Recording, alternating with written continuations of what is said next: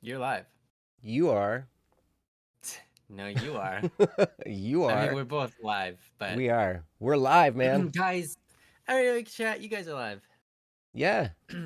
That's right. All right. Hey guys, welcome to Don't Worry Livey. Wednesday. What? Now you're interrupting me? No, I'm reading the chat. Ash says Oh, okay, go for it. livey. Livey.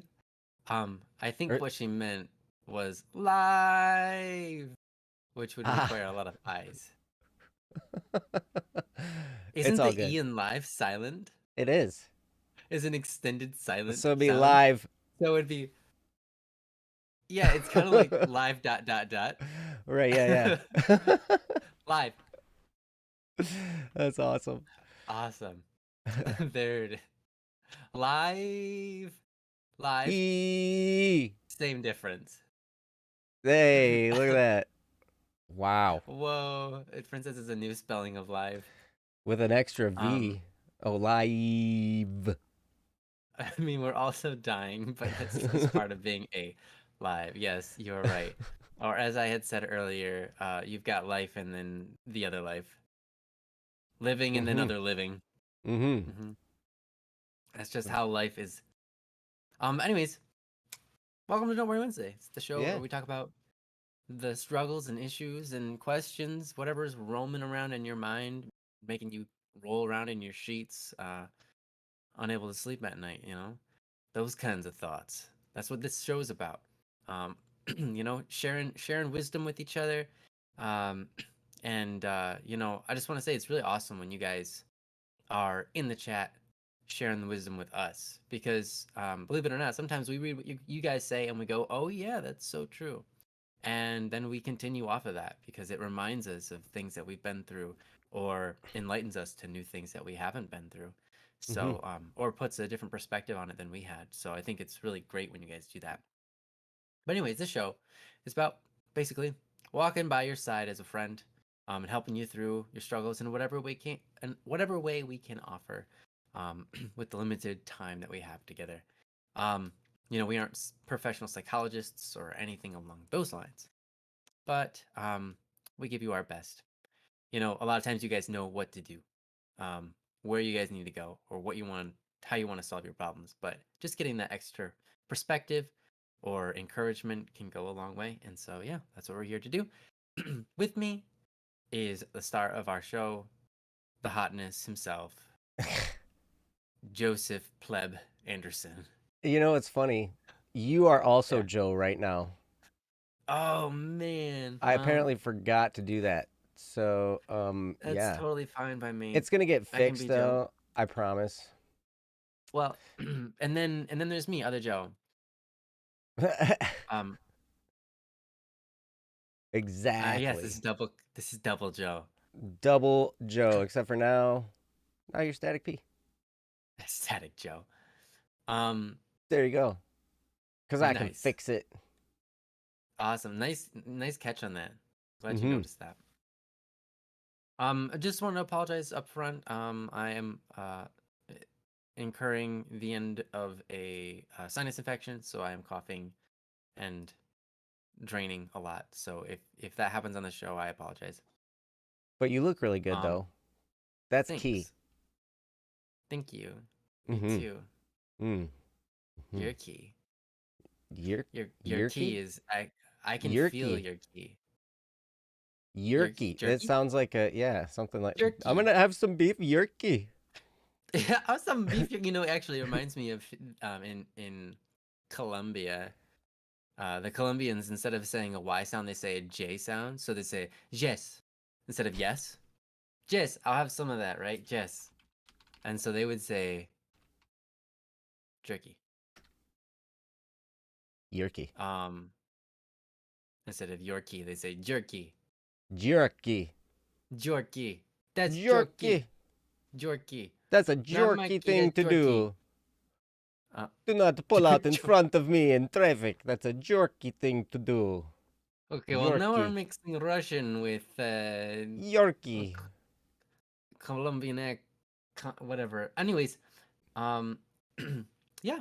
So, how you guys doing today? How are you guys in chat? You guys look beautiful. In text format at least. As beautiful as ever. How you doing, Joe? Oh, I'm fantastic. How are you? I'm doing great. With me at my house this week is Princess, and so she has a different environment than normal.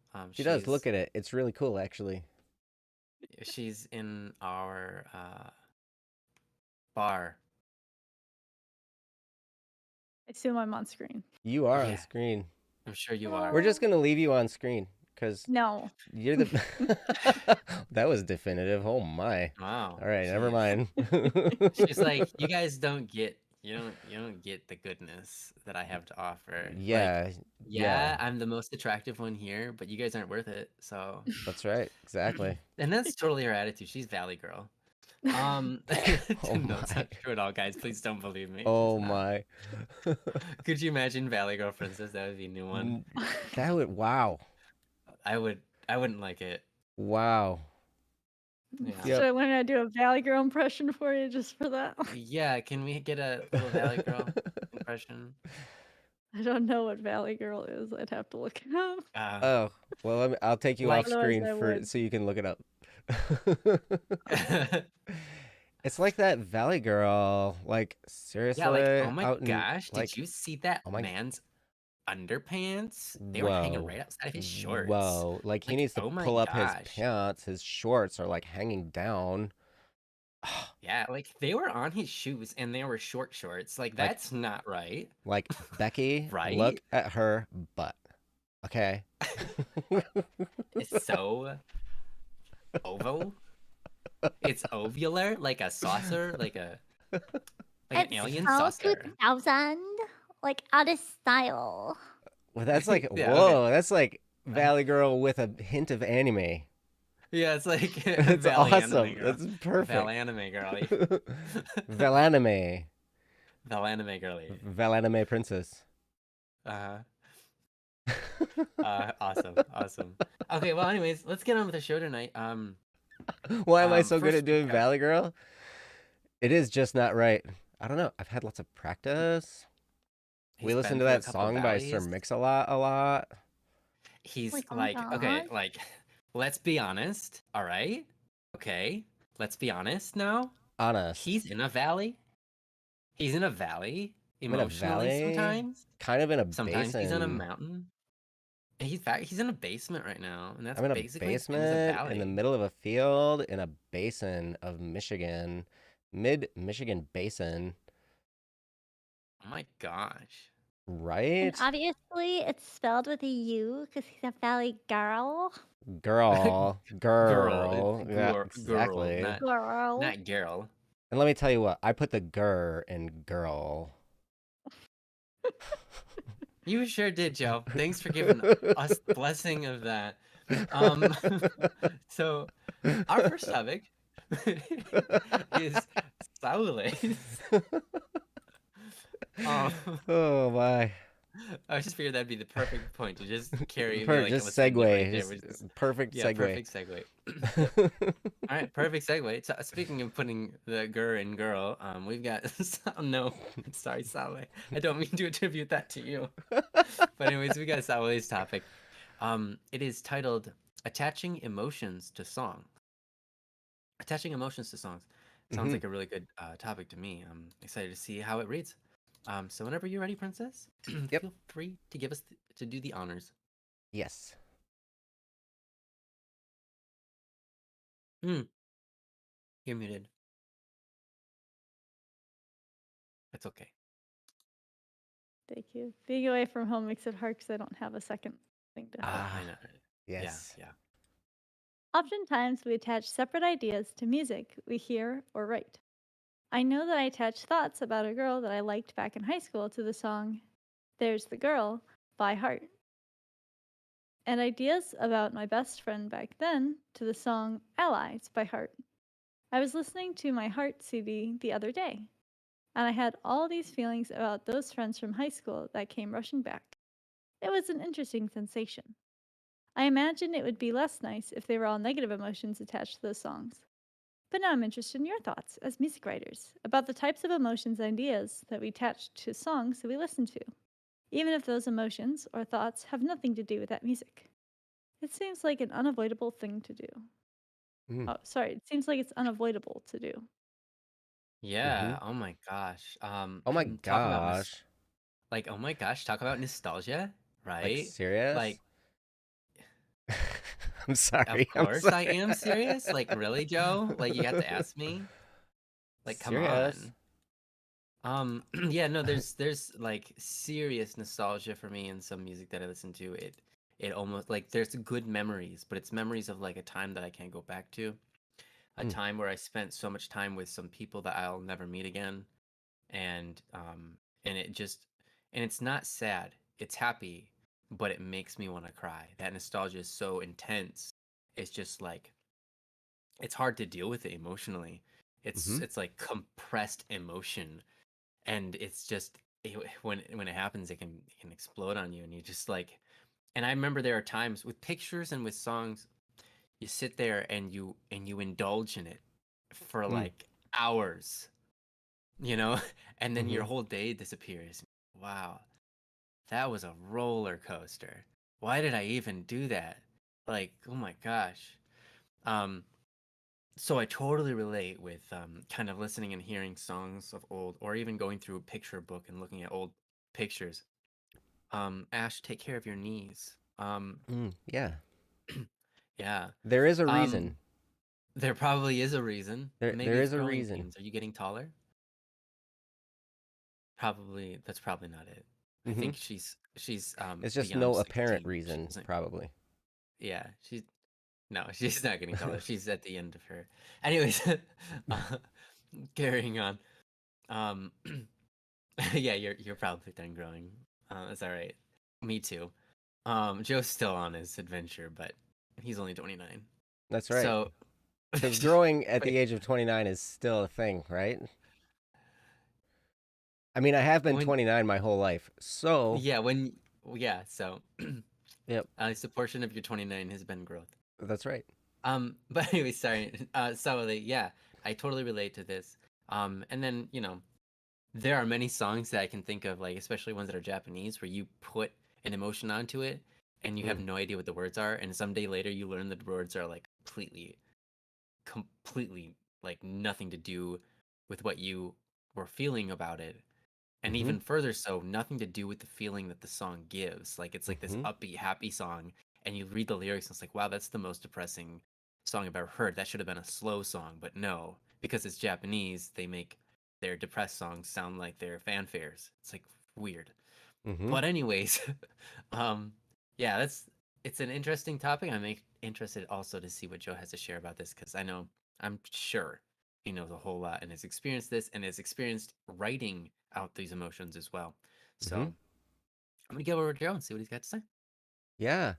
Well, thank you, Ryan, and thank you, Saule, for the topic.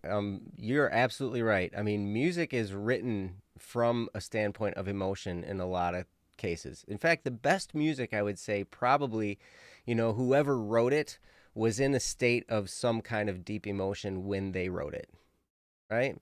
Now, sometimes, as a music writer, we just write music, we come up with stuff, and it sounds cool, and we're excited about it, and then we put it together, and it's like, oh yeah, this is great, right? And maybe there isn't a whole lot of emotion attached to it, but that doesn't mean that the listener can't take away some kind of emotion. And the thing, Ryan and I have had this discussion years ago that, music is really a powerful thing. There is something about the collection of vibrations that we hear and sometimes feel, because sometimes you don't just hear the music, it like you feel it in your body. I remember when, like, the first time when I was a really young 29-year-old and I decided I wanted to learn to play the drums, that the reason was because I went to a concert at the church that my parents that we were going to as a family when I was a kid.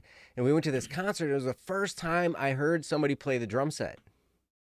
And they had it mic'd up really well and everything. So the bass drum was really boomy, and the toms were really present, and the snare drum had that distinct loud crack and everything. And I remember feeling the drums throughout my whole body throughout that whole concert. And I decided at that moment that I wanted to be a drummer, that was going to be something I was going to do, because I remember It literally feeling moved that. you Literally. Yep. in many ways, Yep. metaphorically, literally Absolutely. everything. It shook me all night long. And Oh, pour some sugar on it, Joe. pour some sugar. Yeah, let's do a whole bunch of classic rock references Okay, while we're anyways. here. Which that's funny that you mentioned "Pour Some Sugar on It" because like "Pour Some Sugar on Me" was my the first favorite song I Really? remember having. Oh, Yep, that's such a it good one though. it was that It's guitar the part. beat is so good. The Mm-hmm. guitar part is what got me. That and then I found out the drummer had one arm. Oh, Yeah, Def okay. Leppard's drummer had Def one arm. Leppard, yeah, I forgot about Mm-hmm. that. Like I Yep, he know had that, one but I arm. completely forgot. I remember watching him on videos, and he had like 400 pedals in front of him because he did most of his work with his feet, and he had one arm. Mm. And I was like, "That's incredible." but that night, I remembered distinctly that I wanted to be a drummer. So it did. It moved me in that direction. It caused this, this profound moment in my life. And I don't remember the songs that were played. I just remember the drums and the sounds and the way that it vibrated in my gut. And I remember a drum instructor when I was in high school.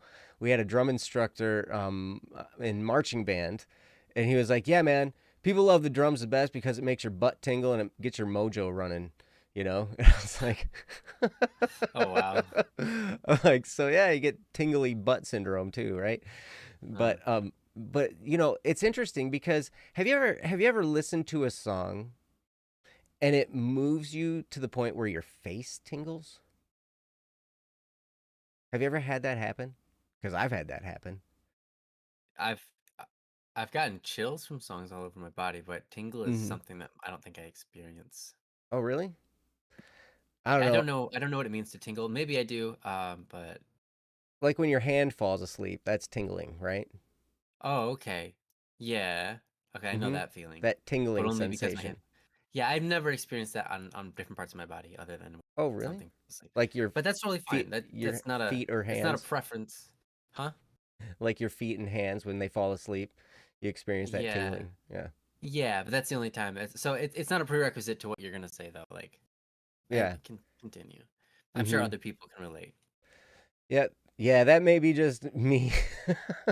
It may just be me. So that's Yeah, totally well, fair. the person you heard it from is from someone else that makes your butt tingle. Well, yeah. So So it must hey, happen to we them know too. that we know that tingly butts, that's a thing, right? But Okay, apparently. maybe it's a drummer thing. I don't know. But anyway, music How has to a figure out way Steven's of opinion. reaching into us at a deep level. And I remember Ryan and I having this conversation, and we talked about the power of music and how important it was to then attach some kind of a helpful message or some kind of a message that can move somebody forward through something. Now, see, here's the thing. I used to think it always had to be a positive message, but it doesn't, because there are sad songs that can move us through an experience. Hmm. You know what I mean? Like I know I have a friend of mine who introduced me to Citizen Soldier. Citizen Soldier is a band. All of their songs are fairly depressing. The lyrics are anyway. But I also know that for someone who's depressed, for someone who's experiencing depression and sadness at that level, it provides a connection that can then help them through what they're Hmm. going through, right? It can help somebody understand that they're not alone in that feeling. And it can offer kind of a place for somebody to grow through it. Now, I've had music that's moved me to tears. I've had music that's moved me to absolute joy. I've had music that's made me laugh. I've had music that has, all the whole gamut of stuff. I went through a phase where I listened to a lot of angry music and I was angry a lot. In Yeah. fact, nowadays part of my therapy, my therapist is like, you need to listen to angry music, stuff that makes you angry, and play drums to it because it's going to help you process your anger. And so so I listen to Rage Against the Machine, right, which is not necessarily a recommendation because there's a lot of foul language in it, but The white horses. The sound of white horses. The sound of white horses. Okay, I'm yes, sorry. exactly. I don't know But if those are the lyrics. they are not. Especially the white that Right. part There is no especially isn't. white horses in there. Oh, there's also probably no part There, where I'm no. fumbling through sounds. Yeah, that's That true. is in there, There isn't are it? actual words, but it might Okay. sound like that to somebody, Down, right? down to white horses. Down to white horses. He's really about the white And it's horses, over and though, over again, right? Yeah. Anyways, Yeah. it's super angry aggro music for sure. Yep, yep. And so, but so anyway, so So white that can be, horses. so angry music can move us forward. Sad music can move us forward, right? Love songs can be thrown in the garbage. Okay. I'll go and take my "It's Not Like I Like You" and just find the nearest dumpster. And so will all of our money. Right. And all of our money with it. Yeah, I understand. You know what? Love songs are probably some of the most popular of The most all, right? profitable. Most If nothing else. profitable, most popular. Yes, absolutely. They get listened to a lot, right? And well, Mhm. and there are songs for all kinds of occasions. There are songs that I get triggered by and have Mhm. like near panic attacks by listening to because I attach them to moments in my life Mm. that were very, very difficult or moments that were great at the time and then turned difficult. Yeah, that makes sense. So for me, I can say this out loud. Anything from Phantom of the Opera Okay. will cause a near panic attack. I can respect that. Mm-hmm. And Whip It. Okay. Is it the Nene song? Whip It Or is Good. that Ding, the... ding, ding, ding, ding. Okay, I don't know. Ding, ding. By, I don't know who it's by. I don't care because I don't want By to listen to the Hasbro's. song. By Hasbro's. Right, exactly. Yeah. Perfect. You know, but By there are Hanna-Barbera. songs. What's that? By Hanna-Barbera. Okay. Hanna-Barbera, exactly. Oh. What about Just Beat It? That was one of my favorite songs Oh. for a little while. I remember my cousin introduced me to that song, and I'm the type of person that takes a song and listens to it over and over and over and over and over and over and over and over and over and over and over and over and over again because I want to learn it, right? And I remember just annoying the daylights out of my cousin because like they had this Michael Jackson audio, you know, and I just kept repeating "Beat It" over and over and over again. And they're like, there's lots of other good songs on here too. And I'm like, I don't care. I like this We'll one. take it one at a right time, now. dude. This is it right now. Right, Maybe yeah. next month we'll move on to the next one. Wait at least one more cycle before you start throwing songs away. Oh, Saule. I heard that Whip It was just Beat It, but better. It's not. Beat It is better than Whip It. Mm-hmm. In my opinion. But you know what? It's very interesting because then there are other songs that I'll hear. And there was this album by Chicago that I listened to in high school. My band director handed it to me. Chicago did a big band album. I love Chicago for the big, exactly, the big band. I love that one. Mm-hmm. Yep, that big band album. I remember listening to that and I loved it. And I was just like, oh man. And part of the reason I loved it so much was because it was engineered so well. I didn't know that at the time I listened to it for the first time, but it sounded so good because whoever produced it did such a great job. Now the musicians did a great job too, but it sounded so crisp and so clean and everything was mixed so well and everything sounded in its proper place. And every song in there was great. And then I remember I put that in at a critical moment in my marriage and I was listening to it and I was driving in my car and I'm listening to this song and I'm just weeping. While Like driving? having trouble driving because it's blurry vision, right? Like, and it's crazy. It's crazy how music can affect us. So you're absolutely right, Saule. We attach ideas to music. We attach ideas sometimes by the lyrics, sometimes what we're experiencing at the time, sometimes what we're experiencing when we wrote them. If we write music, I'll tell one more story before I turn it over to Ryan. And that is, there was a song on Ryan's and my first project that we ever did together that took way longer than we ever thought possible. And As was, that was actually in that's what we the were told. that was in on the album itself in the credits, right? This it took longer than we ever thought possible. That's right. Which was great. But I remember there was a moment in that album where I had a guitar solo. I was working on this song, and it was a pretty happy song. You know, it was kind of a reggae feel song. It was happy. It was upbeat. And it kind of did this little breakdown, and I had a little guitar solo. It was a really simple guitar solo in there. And I think I even hit a wrong note, but I made it sound like it belonged. You know, it was one of those. And I was like, I'm just going to leave it because it sounds like it belongs, right? But I remember playing that guitar solo. I remember when I was working on that song. And I remember that was the moment when everything in my life, as far as my living situation, was falling apart. We were having such a hard time making money. We were living in a townhouse at the time. We could not afford the rent. And everything, it had finally come. That day, it had come to the realization that we were losing the townhouse, that we were losing the home. And we had a small child at the time. It was me, my wife, and our child was, our first child was like 1. And I knew it that day. That day, I finally came to grips with the fact, yep, we're losing this house. Because we can't afford it. We're broke. We're scraping by like crazy. We can't afford our house anymore.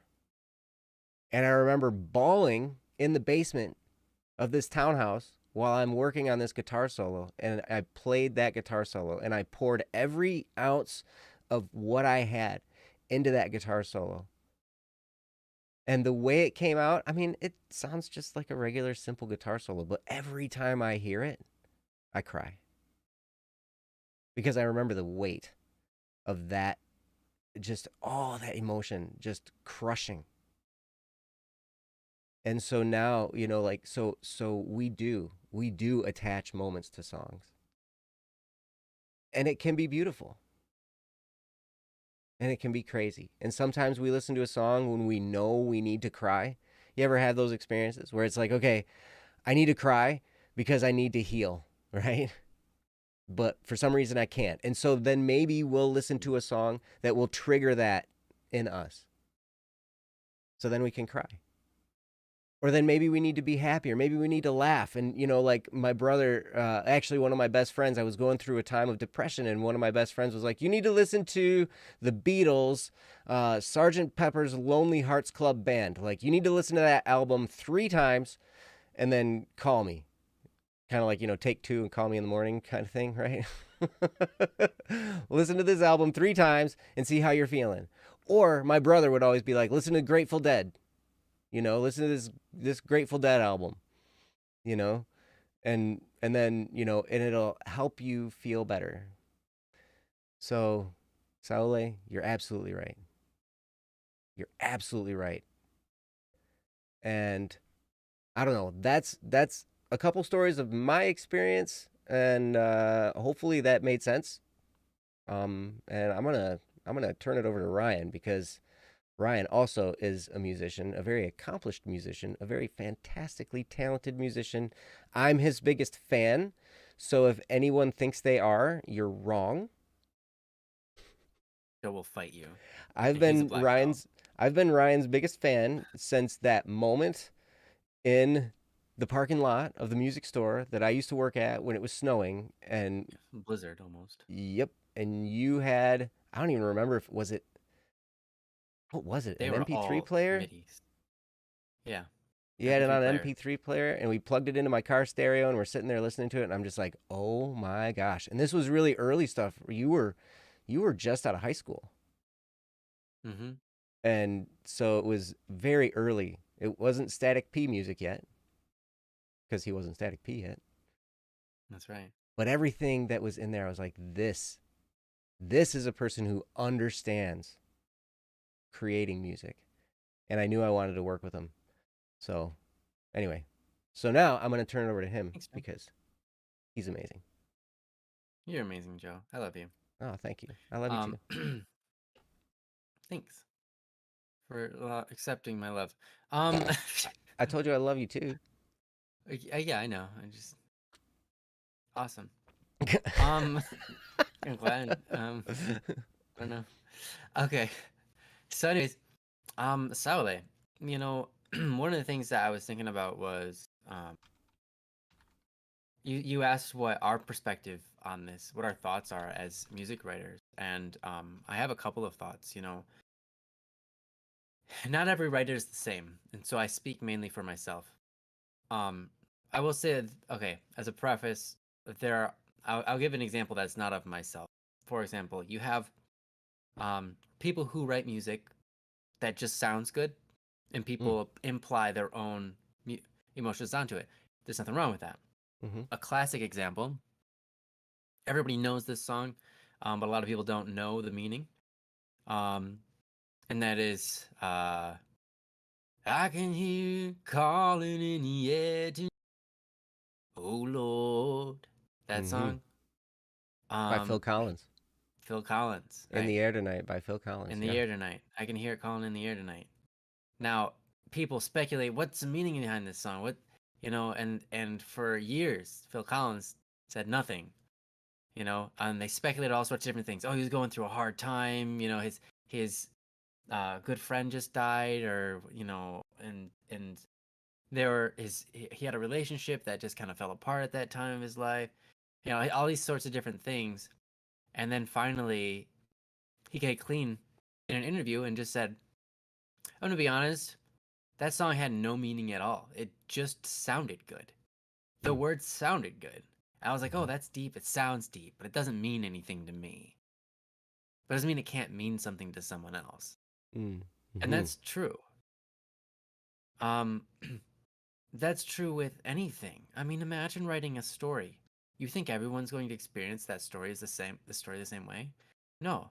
I mean, this is a bit of an intense example, but the Bible itself, right? The Bible has so much in it, and you can digest it for your entire life and not uncover every single um, aspect of it, right? But sometimes we can consult the Bible and get meanings out of it that aren't written in there, um, but they're still helpful. So even if the meaning of it isn't necessarily the point of it to begin with, you still are able to pull something good from it, regardless of what the intention of it was when it was written down. Mm-hmm. Um, and so that's really interesting. And so there's nothing wrong with that, I would say. And as a writer, music writer myself, I acknowledge that that exists. One of the things that I do when I write is I don't write with the feelings in my heart as I write. I should clarify. So I write a little bit different than probably most artists do. Most musicians write because they have an emotion and they're trying to explain that emotion or put that emotion out into song form, totally stuff like that, which is great. As for me, I have a concept. Usually it's a concept of wisdom or an experience or whatever, but I don't experience that emotion when I write it at all. I write the whole piece regardless of it. But what I do is I often, very often, listen back to what I wrote and see how it makes me feel when I listen to what I wrote. Right? And so I have an emotion in mind. I write something out, I play it back, and I say to myself, does that make me feel? Is that the essence of this emotion in song form? Does that does this part of the song make me feel that emotion? Does it heighten that emotion within me? Or does it diminish it? Does it give me a different feeling altogether? Is it the wrong feeling? And so when I write a song, I have emotion in mind. Um, I have, what do you call it? the concepts of the stories in mind. But it isn't that I'm writing from those emotions out onto paper or out into my music program or my software. It's not that I'm taking these emotions and playing them out onto my keyboard or my piano. It's that I'm trying to re-experience that emotion. And if I can re-experience that emotion that I'm trying to give you in my own song, then I say this is an acceptable bit. If I can feel the emotion in this song from this bit that I just wrote, then probably likely other people can too. And then I call that good, right? And then I move on to the next section. And each section for me is a bite of one emotion. When especially in a story song, but even in any song, right? Any song has different lyrics and different parts. And each set of lyrics has a different set of emotions. Maybe there's an overall arching emotion to all of it, and it's all similar, but there are certain words that sound different, that bring about a certain sense or a certain feeling that other verses won't have. And you really want to try to organize your song around those feelings. So, what I do is lyrically, I write something. So, okay, I'll write the music, then I'll put the lyrics on top of it, and I'll go back and rewrite parts of that lyrics underneath rewrite parts of the music underneath the lyrics to make the lyrics more meaningful. For example, an easy example of this would be is if I said in a song, and there was silence, and then I cut the music off and then restarted it back up, right? Mm-hmm.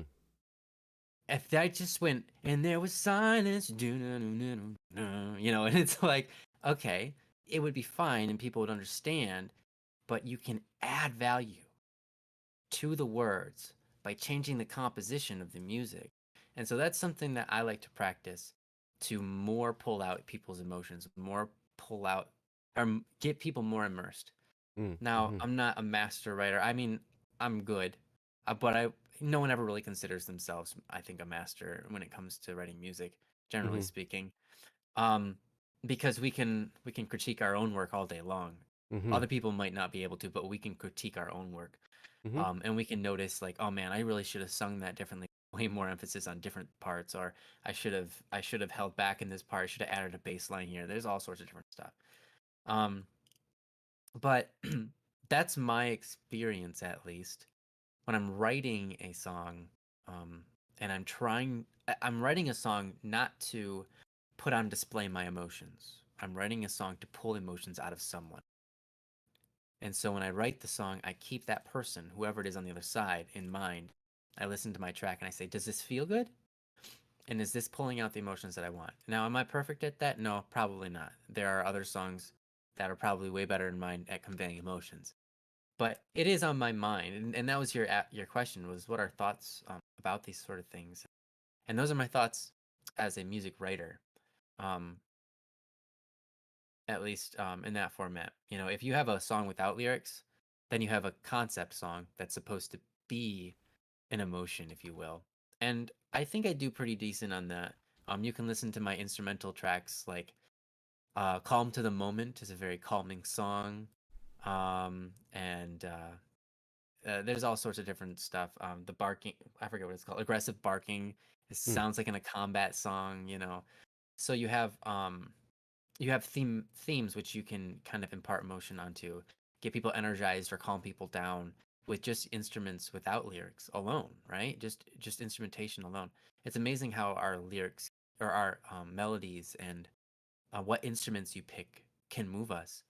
Um, I know that someone said something about horns not being heard but being felt.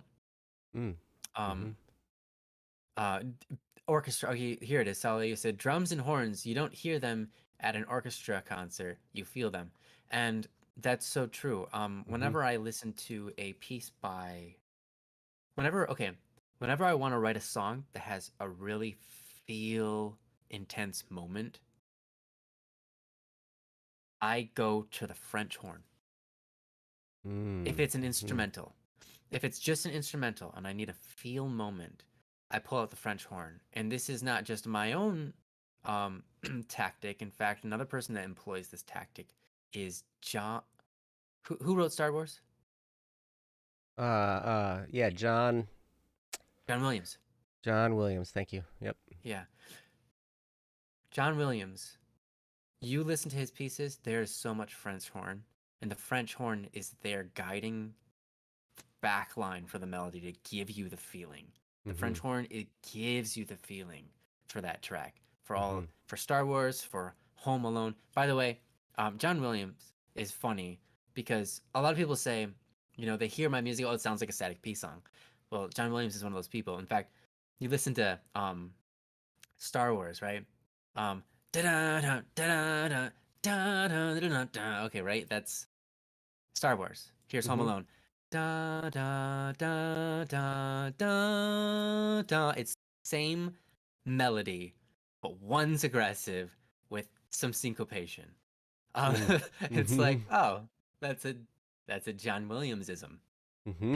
Like a static P-ism. This is a John Williamsism, Mm-hmm. where he actually has the same melody in a lot of his pieces because he naturally gravitates towards it. It's just a Mm-hmm. fun little fact. He gravitates towards certain melodies and certain um, instrument choices and certain things, and it's great. But um, anyways, I've digressed. So um, yeah, I mean that's just something as a music writer. That's my take on emotions with songs. I think it's totally viable to write songs while you have those emotions.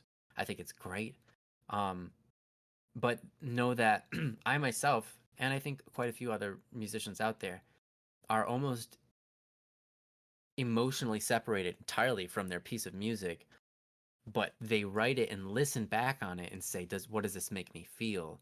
And is this what I want others to feel? And then say yes or no and rewrite it. And that's the way I do things because I don't, I'm not a person that's entirely expressive with my emotions in the first place. Like I can express them, but it's not that I don't express them. It's that I don't often feel them at extremes for long periods of time. Um, it's very rare. My brain doesn't have that kind of functionality, uh, be it a blessing or a curse. Um, I don't tend to have emotions that are set in stone for a very long period of time, especially not one that's long enough for me to start writing a song. By the time I'm starting to write stuff down, my mind's elsewhere. I'm focused on the song, and all of a sudden I'm like, oh yeah, this is a good beat. This is making me jam, and I've totally lost the feelings I had that were strong in me before. Mm-hmm. Is that always true? No, there are times. There are some times in my life where I've written and actually had an emotion, but it's very rare. And usually that's like if I'm sitting down at the piano and I'm playing, right? And I'm just playing a piece and I'm playing based on kind of what I'm feeling. And I think this is a beautiful expression to be able to play melodies to the way that we can feel. It's such a bizarre, bizarre concept because you can't describe that with science.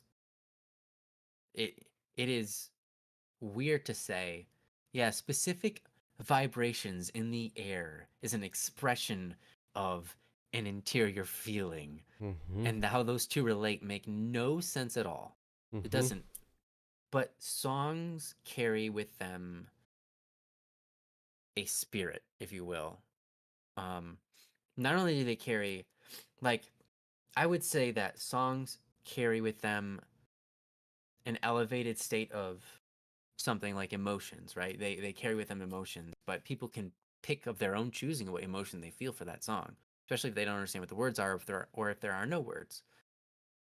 But one thing that's interesting is the spirit of a song, as if a song can contain within itself a not like a spirit as in if it's a living body, but more so the nature of the composer within it. Um, in many forms, not just in the way that they've composed it and the like isms of them, but even to the point of this person wrote the song and they were a very negative person and they were a very angry and aggressive kind of person and they wrote this song and you have other people listen to it And even though the song doesn't sound aggressive, they will start to feel agitated all on their own. And that spirit of the song, as weird as that sounds, has been studied to some degree and has been stated that, hey, you know what? This is a real thing. People who are very intensely aggressive people, or people who are super calm, or, these types of personalities, it doesn't even matter what the song sounded like. In the end, they conveyed some form of um, change within the person who's listening, which is a very fascinating subject. So music is almost mystical in the fact that it's almost magic in the fact that we don't understand how it works or why it works, and it's weird. Mm-hmm. Um, someone could say that has something to do with the electrons, but then again, that's kind of weird because you can listen to any kind of stereo completely separated. It's just like it's such a strange thing. It's almost like music is written into existence and now forever it's stamped with that person's identity in some form or another. Mm-hmm. Um, but that's magic, right? That's beyond our comprehension at this moment in time. Um, that's what magic is, right? I mean, if you will, something beyond what we mana. Mana comes from the Jewish word manhwa, which means what is it? It's the early Greek form of all things magic, mana. It's the source of magic. Mm-hmm. But anyways, um, yeah, those are my thoughts. Those are my thoughts about emotions and music, and it's very powerful and very mysterious.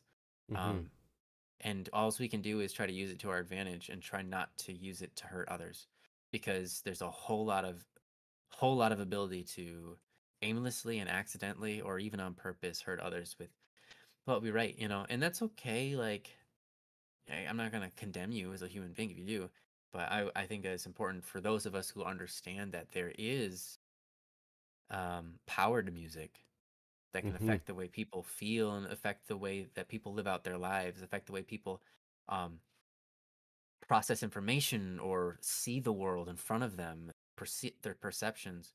If we understand that we have that responsibility in our hands, that we should exercise that with precaution and responsibility and with a good heart, for people who are going to be listening to it. But I think most people don't understand that. They understand that it's powerful, but they don't understand that that gives them responsibility. Mm. Um, so there you go. That's all of my feelings on that subject. Yes. Which I'm sorry I went on for quite a while, but Joe, I'm gonna give it back over. What you've got to add on to that. Yeah, actually, I think Princess might have some things to say. Princess, were you Oh yeah. still Yeah, a few Oh, things. awesome. okay? I mean, you guys have really covered, music's influence and how it really tugs at the heart. It can heighten senses, some that are really good at anxiety can make you feel even more anxious, or if Oh you're yeah. not feeling anxious, can make you feel anxious. I Which have a can be good song at like times. that, which Mm-hmm. is helpful for when I have a car ride and I know that I really need to be paying attention and staying awake. Usually when it's like difficult, like I'm a little tired or this or that, I have a song to, get me through that moment. And then when I get Mm. to where my location is, I crash off like I'm tired. Mm-hmm. you Mm-hmm. know, but there are ones When to you're help alert for bring that out. long, it's very tiring. Mhm. Yeah.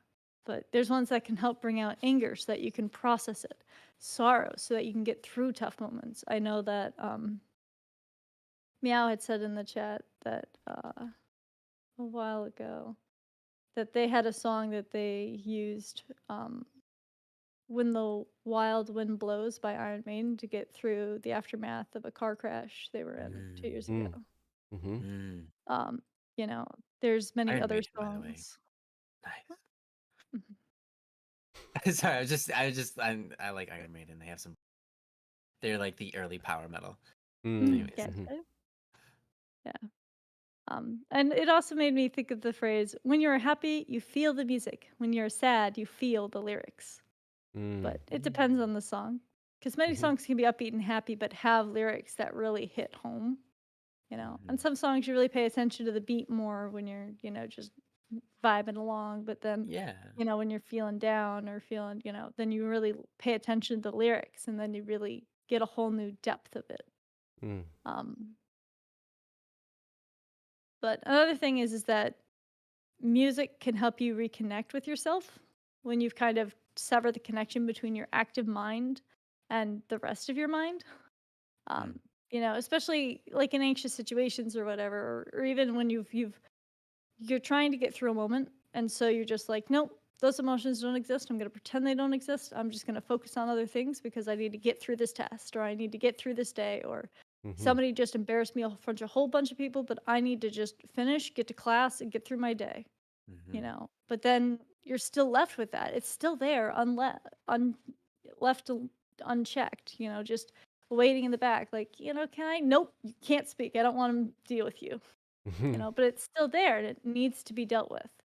And sometimes that can help you, be like, hey, I like that song. Well, oh yeah.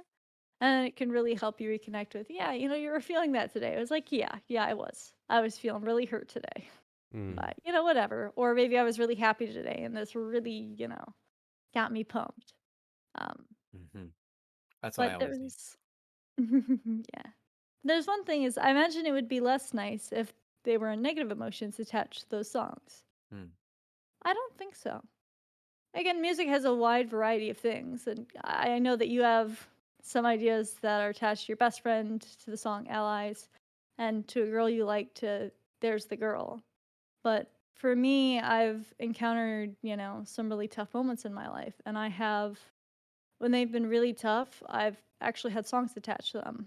I have one song that is really close to me because it was a song I sang to my best friend before I had to walk away from them because they were too depressed and had to figure themselves out. They weren't willing to reach out. They weren't willing to connect, and as much as I cared for them deeply at the time, and I know that they cared back, they just were so much retreated in themselves that nothing would reach.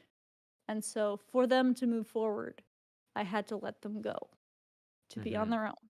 Mm. And,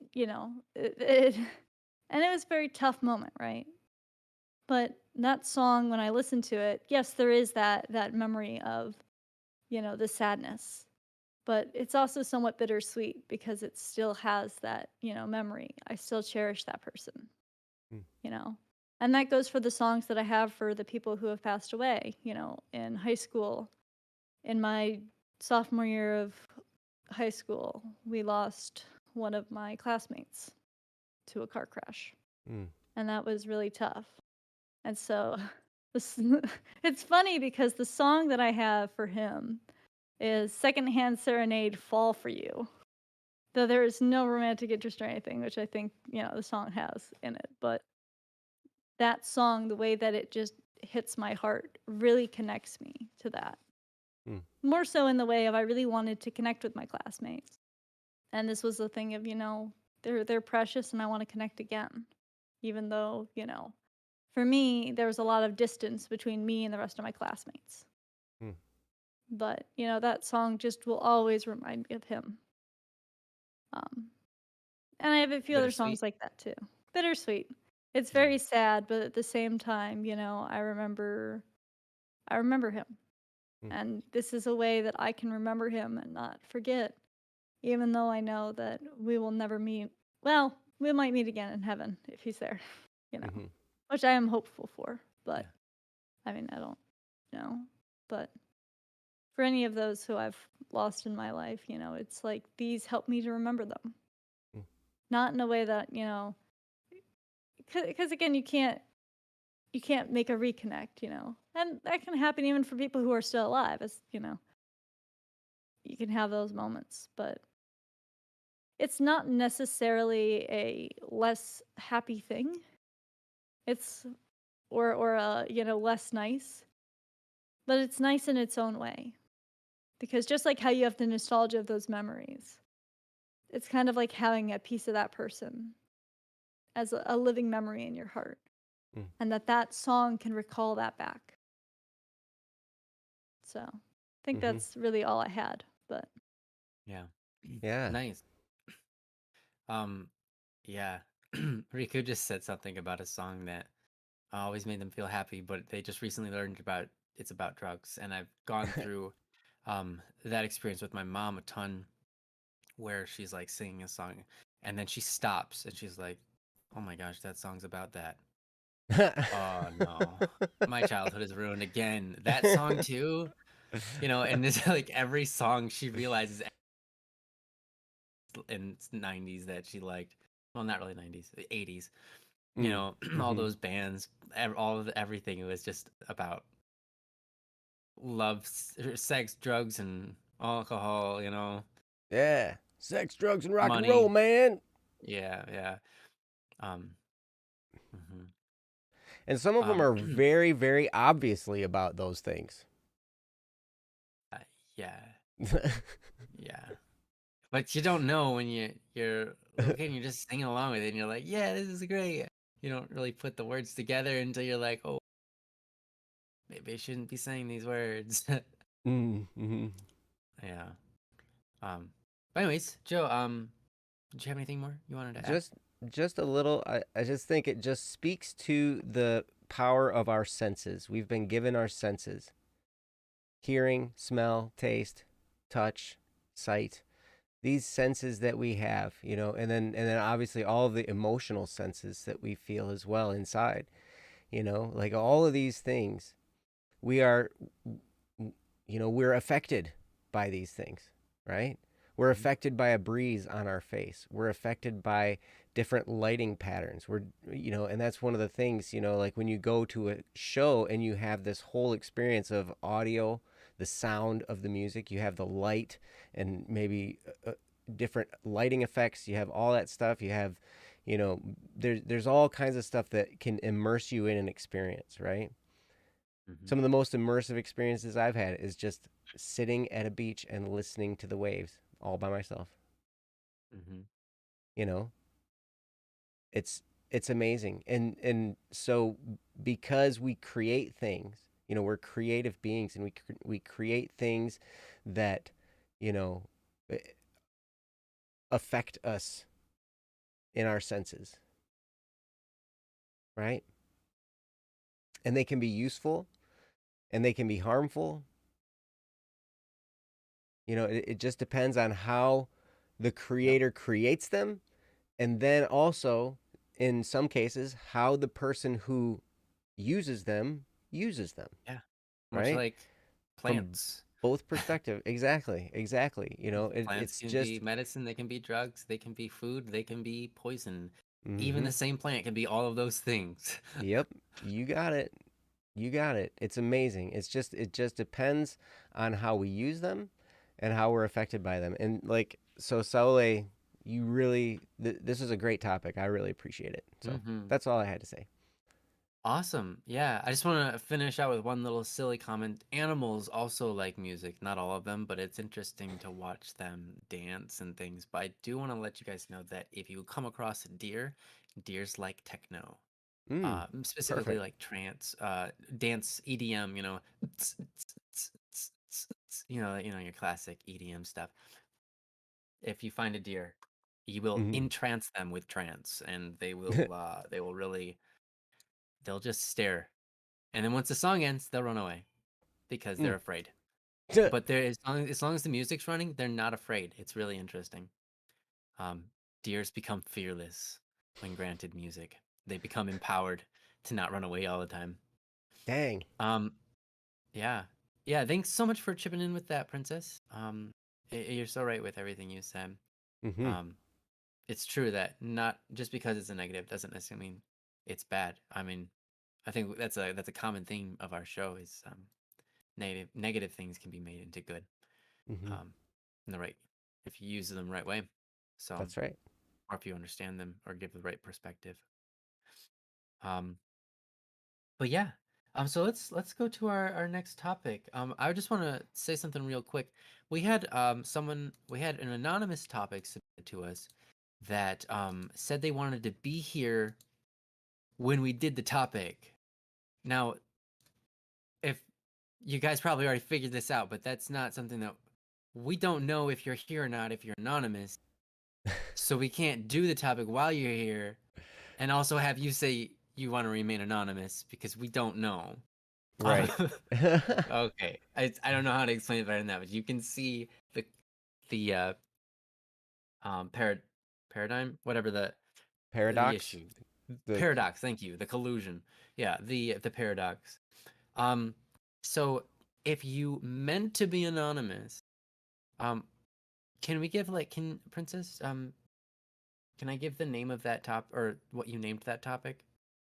I mean, the topic is very self-explanatory. It's about fighting addiction. Yeah, Um, how to fight addiction. if you If you don't get want to if be anonymous, you can just mention yourself in the chat. If you do still yeah, want to be anonymous, you can, and you don't care whether you're here or not for it, you can just like either make another topic or reach out that way. If you do want it to be anonymous, but you still want to be present because you want us to know who you are, you've got to write anonymous, but then dash your name because we need to know who you are, but we can Mhm. still keep it anonymous for the people of the show. Right.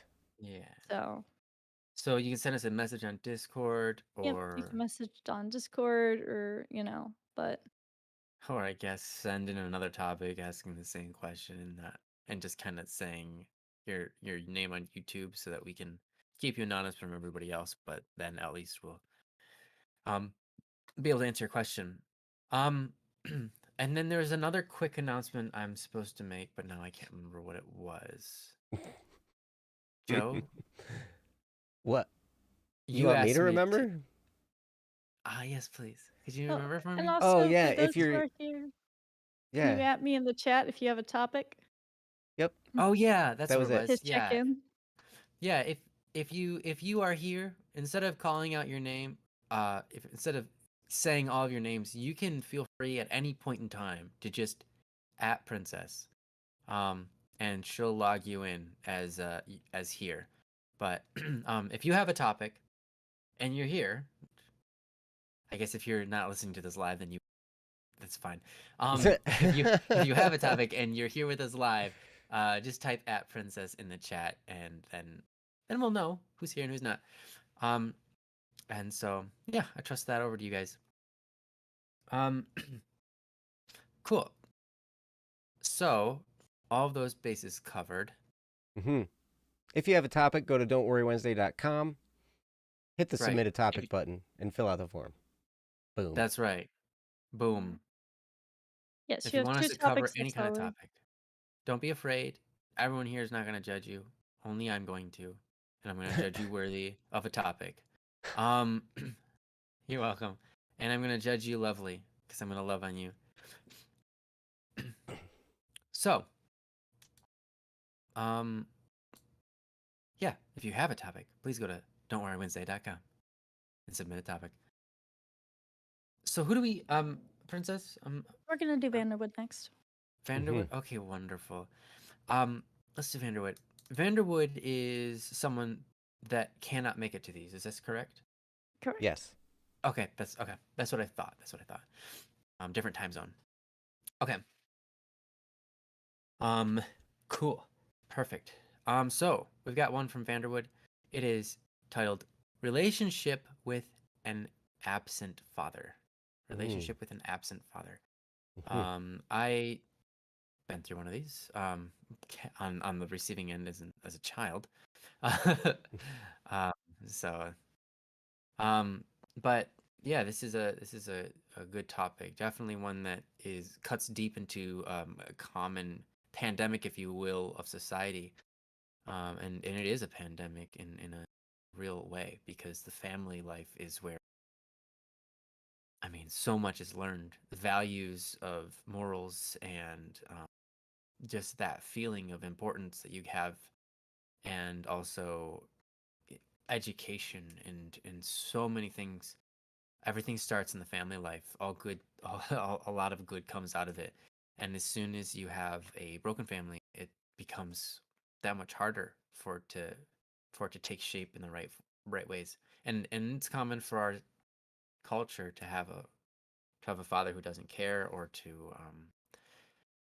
one way or another.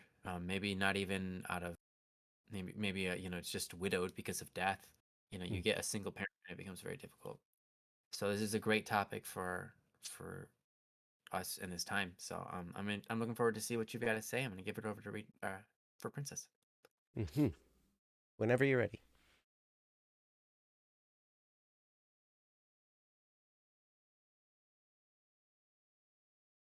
Hello! This is going to be a sensitive topic, at least for me.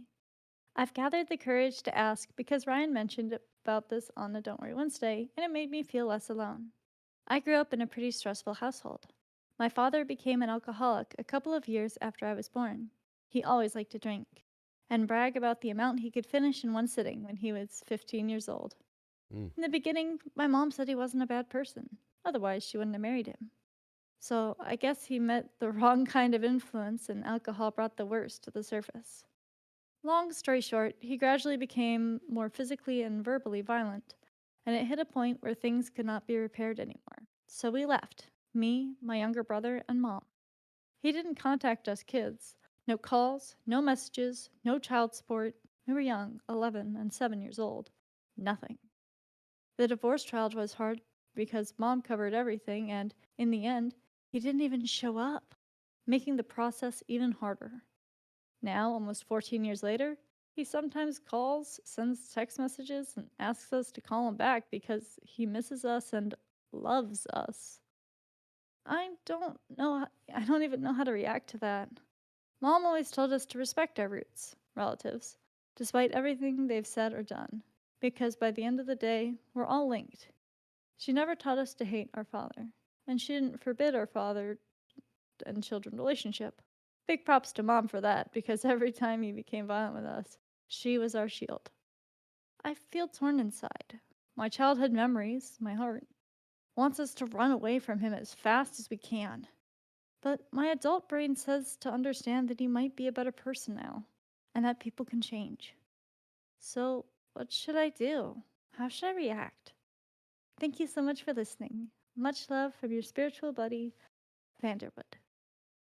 Awesome. Thank you so much for sharing this and opening up and being vulnerable about this, because I know that it's hard. There's like wounds cut deep, especially when it's family. And then someone shows that they don't care about you at all, and then they leave and they don't talk to you for years. And then all of a sudden they come back and they have messages of love, and it's just like, how on earth am I supposed to believe that? How on earth am I supposed to react at this? And I totally understand this. I didn't have the same exact experience, of course, and mine were in a lot of ways different, but I can still yet relate to this in a lot of ways, a lot of our, similar scenarios, but also just you don't always have to go through something to understand how hard that can be. But I've definitely experienced this in other ways where people just kind of disappear and then they come back. Especially, occasions. Luckily, I haven't had to deal with this, but I know that I have friends who've had to deal with things like, people leave, you get some success, and all of a sudden they want to come back and um, things like that, and you're like, you're questioning, Mm. are you for real? Like, what's the really? Like, Mm-hmm. um, that, yeah, things can be like that. I've know of parents who came back into the child's life because they went homeless. Because the parent went homeless and they came to live with the child, and then as soon as they got back up on their feet, they left and the child for years until they came homeless again. Mm. Like, no, some people who've gone through that experience. So um, hopefully we can talk through this, and give a perspective that will help guide you at least to um, take the best road that we can try to shape for you in our limited ability. Mm. Um, but yeah, I really sympathize with you on this, and um, I think this is a really wonderful and great topic, and I just love that you're willing to bring it before us, because it takes courage, and it is a sensitive topic. Um, but I think it can do the world a lot of good to talk about this, because there's a lot more than just you and I and other people in this chat room probably that experience this. The whole this is like I said before we even started the topic, something that affects the whole world, and in more ways than just this is people's experience, because this is something that scars people Mm. and Mm-hmm. changes the way that they act for the rest of their life. Mm-hmm. Daddy problems, and wanting to attention, not feeling validated as human beings, feeling like, we're not enough, and all these type of different things that can come from this. So this is a really good, really important topic. But anyways, without further ado, I'm going to give it to Joe. I'm really looking forward to see what he's got to say, because I know that he's a man of a great heart who has a lot of care. Um, so Mm. yeah. Well, thank you, Ryan. Thank you for saying that. I definitely try my best, and it's interesting. I did not grow up with an absentee father. My father was in my life for my whole childhood, which was great, you know. But Vanderwood, my heart goes out to you because this is a real challenge, and there are a lot of ways in my particular situation that um, the situation is linked to Yeah. certain aspects that I'm not going to go into on the show. And so I Well, apologize for not going into those, because if I went well, into all that stuff, go I'm ahead, just gonna Ryan. say that I'm that Joe cares so much for his children, and I just think that that's also a great reason to give it to him to speak on this, because I think Joe's the kind of person that this world needs a lot more of, for sure. Mm, well, thank you, Ryan. My kids Yeah. do mean a lot to me, you know, and I love them very, very much. And you know, this is an interesting situation. So I'm going to go to the root of your question, which is, okay, your dad wants to come back into your life now after being gone. So what do you do? What do you do? I mean, I guess it kind of depends. It sounds to me, I think you're probably an adult now. You know, you're old enough to make the decision whether or not you want your dad to be a part of your life. And I think it's natural and it's normal to be torn about this because, I mean, he was just gone. Now, in this case, he was just gone. He wasn't present during the divorce. He was abusive and violent when he was there before the divorce. For safety reasons, you and your brother and your mom had to leave, and you had no contact until recently. But it's very interesting because there's still a connection, right? You still have a connection with your father. And it's very interesting. It's normal to be skeptical. It's normal to be wondering, like, are you after something? Like, do you have some kind of ulterior motive? Like, what's going on? So I'm not going to advise you either way. I can't it's I don't know enough to advise you either way. Um you can feel free to DM me if you want. Pleb6992 at Discord. If you want to DM me and ask, if you want to dig into it a little bit further, maybe I might have some more input, but without knowing more about the particular situation, I can't really advise you whether or not you should make contact with your father or not. And really, either way you go, keep in mind it's not necessarily permanent.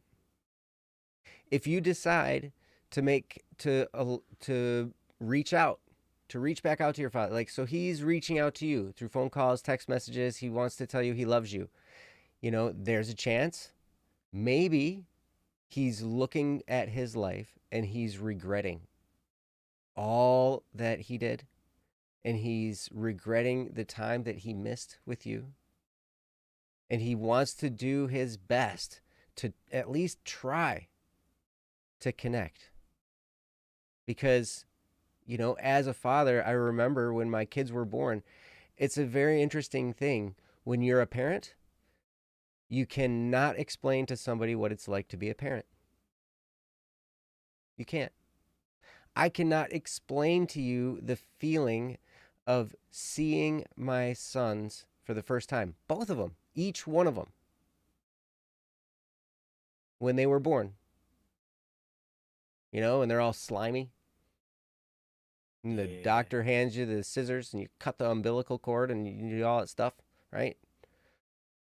And it's very interesting because that moment you see your child for the first time and your heart opens up to a whole new level. It's weird. Like your capacity to love expands dramatically when you become a parent and you have a connection.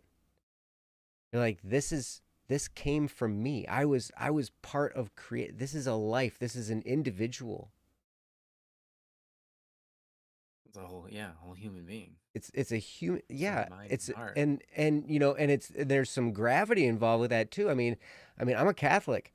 I wasn't a Catholic when my kids were born, but I still had this same gravity because I was like, this is an eternal being. This human being is gonna live forever, either on this world or in the afterlife. They're gonna be here forever, and part of my job is to connect them to their heavenly Father. And that's a very humbling task. And it's a very daunting task. And it carries with it a lot of gravity because it's like, oh my gosh, like I am this child's father. And part of my job is to connect them to their real father, who is the creator of all things, and to show them him. And all these thoughts and all these feelings come in when you have a child. And, it's a problem because, different things, different substances can affect us, different attitudes can affect us, different things in the world can affect us, and we can lose sight of some of these things. And it sounds to me like your dad lost sight of that importance of his role in your life as a father. And it sounds like alcohol played a big part in that. And he made those choices and went in that direction. And after a while, if he was an alcoholic, he made the choices originally, but after a while, it was no longer a choice. Because he had made the choices, and alcoholism is an addiction, just like, like we were talking, on a topic that we talked about from the anonymous person, like, hey, how do you beat addiction? And, I'm looking forward to talking about that at some point too. But, alcoholism is an addiction to alcohol. And when you have an addiction, you're not in control. There was a point when he chose to consume alcohol. And after a while, the alcohol consumed him. And he was no longer in control. He no longer made a free choice to drink alcohol. It controlled him. And when you're being controlled by something or someone, you can lose sight of the things that are important. You can lose sight of what is right and what is wrong. And so I can totally see the possibility, Vanderwood, that your dad did all this stuff. He made this choice. He fell into this addiction through the choices he made, and then no longer was it a choice, and he was just responding and reacting. And it created this situation for you that really deeply, deeply hurt you. And you would be justified 100% to cut off all contact and never speak to the man ever again. 100% justified.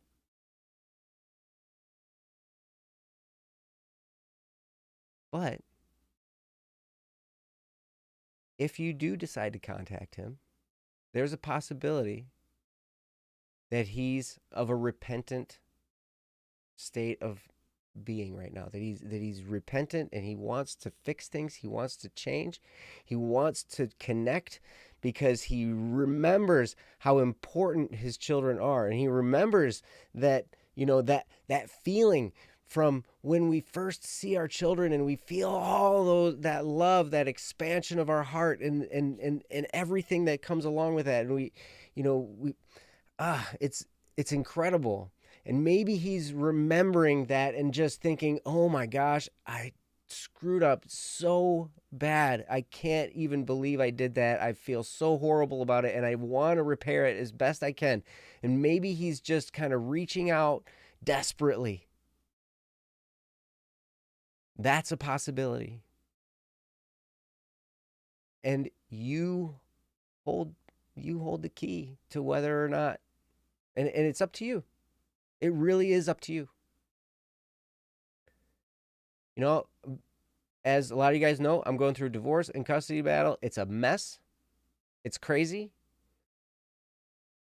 There's a lot, man, there's so many layers that I can't even get into it. But I will tell you this. In sessions with my own therapist, in talking about all this situation and this craziness that's going on and all the wounds that are happening to all of us, like, I mean, it hurts everybody. My therapist is saying, okay, here's the thing, Joe. You're going to go through this process. You're going to have this custody case. You know, the court is going to determine, you know, what it determines based on your lawyer and her lawyer and you and her and the therapists and the coordinators and the who, all that stuff, mediators. There's so many people involved in this, and they all have a little bit of a say in what happens, and it's just crazy ridiculous. And the kids have a say, but not really a decision yet because they're not old enough yet. And so, like, the people who are being most affected by this, the kids, have the least amount of influence. Mm. And that's hard. That's hard for me to see my kids dealing with that. They're just going to kind of get swept into whatever all these other people decide. And then we're going to have to live that situation until they turn 18. And my therapist said, and Joe, at that point, they're going to get to decide whether or not they want you as a part of their life. And you're going to have to be okay with that. You need to come to grips with that now, understand that now, plant seeds as best you can in their lives now, and for the next however many years, you know, for each child.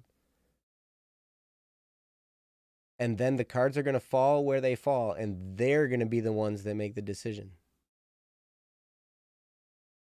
And that's the position you're in now, Vanderwood. You're in the position to make the decision whether or not you want to have your dad as a part of your life.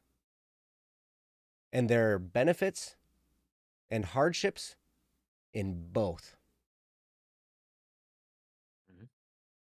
Both decisions are going to have benefits, and both decisions are going to have hardships. And I am so sorry. I am so sorry that you had to live that. I'm so sorry you had to go through that. I'm so sorry that now you're facing this, and it's confusing. And it's hard to decide. And my heart goes out to you. And I'm so sorry. But whatever you decide, you can always decide the opposite if it's not going the way you want it to. If you decide, hey, okay, I'm going to contact him. I'm going to let him talk to me. And so, okay, so you do. And then you have a couple conversations and you're like, yeah, he's still a jerk. He just wants money, or he just wants whatever, you know, whatever. Who knows? You know, then you can just cut it off. You don't have to talk to him. You get to decide. Or you can decide, hey, I'm never going to talk to him. I'm just going to block his number. And then, who knows? Maybe a year down the road, you get this nagging feeling in your heart. You're like, you know, maybe I want to reconnect.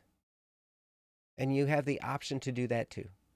You will have the option at that point in time as well.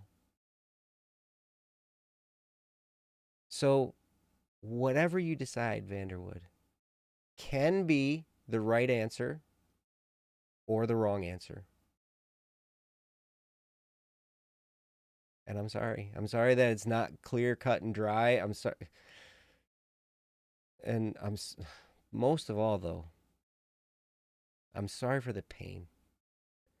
Sorry for the pain you lived for so long as a child. And I'm sorry for the confusion you now feel because this throws a wrench into your whole life. I can imagine. I can imagine just, like, oh my gosh, here's my dad. He's connected to me. I love him. I remember, I was talking to my we were talking, who was it? Our parental coordinator was talking to us about a situation where there was some serious, serious physical and sexual abuse going on in this young girl's life with her father. And years later, she's like in her 30s, and this was torment for years as a child.